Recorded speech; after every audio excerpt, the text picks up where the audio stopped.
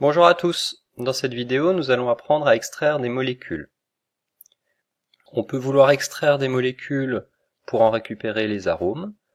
Par exemple, la vanille contient la molécule de vanilline qui donne le goût de la vanille, qu'on peut vouloir utiliser dans un autre produit. Ou alors pour récupérer des molécules odorantes. Par exemple, la rose contient la molécule de citronellol qui donne l'odeur de la rose, qui peut servir à faire des savons ou des parfums.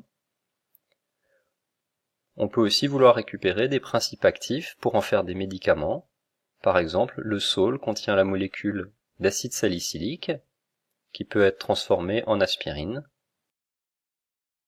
Pour extraire des molécules d'un solide, on va placer ce solide dans un liquide, qu'on appelle un solvant extracteur. Ici, on a placé du thé dans de l'eau chaude.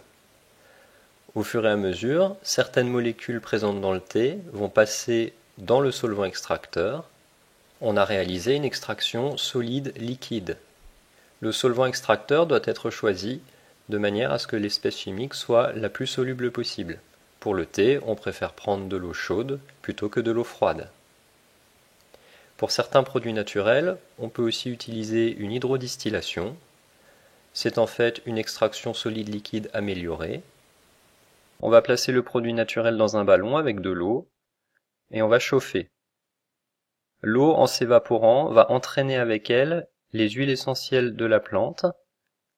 Les gaz vont se recondenser dans le réfrigérant qui est froid et on va récupérer en fin de montage un liquide composé essentiellement d'eau mais qui contient aussi de l'huile essentielle. On peut également avoir besoin d'extraire une molécule d'un liquide, par exemple pour dépolluer de l'eau, ou bien à la suite d'une extraction solide-liquide. Nous allons comprendre le principe de l'extraction liquide-liquide en regardant cette animation. Notre liquide de départ contient beaucoup de molécules qui sont ici schématisées. Nous allons essayer d'extraire les molécules rouges. Pour cela, nous allons utiliser un solvant extracteur. Le solvant extracteur est soluble avec les molécules rouges, mais pas avec les autres. On mélange les deux solutions, on agite fortement. Durant ce processus, les molécules rouges vont se solubiliser dans le solvant extracteur, mais pas les autres. On laisse décanter de façon à ce que les phases se séparent de nouveau. Le solvant extracteur contient beaucoup de molécules rouges, alors que le liquide de départ n'en contient plus beaucoup. On a réussi à extraire les molécules rouges du liquide de départ. Au laboratoire, nous utiliserons une ampoule à décanter pour réaliser cette extraction, qui est schématisée ici. Voici une ampoule à décanter. On a déjà placé à l'intérieur le liquide qui contient l'espèce à extraire. On va ajouter le solvant extracteur dans l'ampoule. Vous notez que le solvant extracteur se place au-dessus du liquide vert. C'est parce que sa densité est plus faible. Mais ce n'est pas toujours le cas, il aurait pu se placer en dessous si sa densité avait été supérieure à celle du liquide vert. On bouche ensuite l'ampoule et on va agiter. Pour cela, il faut tenir l'ampoule à 45 degrés, bien tenir le bouchon et agiter.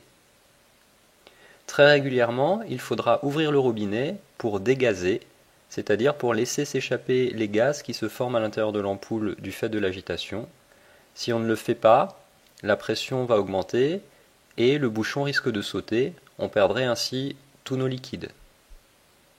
On repose ensuite l'ampoule à décanter sur son support et on attend que les phases se séparent. On débouche l'ampoule à décanter, sinon les liquides ne pourront pas couler, et on ouvre le robinet de façon à pouvoir séparer les deux liquides. On va ainsi isoler chacun des deux liquides et récupérer le solvant extracteur qui contient la molécule que nous voulions extraire. Le solvant extracteur doit être choisi en respectant deux critères. Le premier, c'est qu'il ne doit pas être miscible avec le liquide de départ. En effet, si le solvant extracteur est miscible avec le liquide de départ, eh bien tout va se mélanger et on n'extraira rien du tout, on va juste ajouter encore plus de molécules dans notre mélange de départ. La deuxième condition, c'est que l'espèce à extraire doit être très soluble dans le solvant extracteur. Sinon, elle restera en majorité dans le liquide de départ. Et voilà, vous savez maintenant pourquoi et comment on réalise une extraction. Bravo!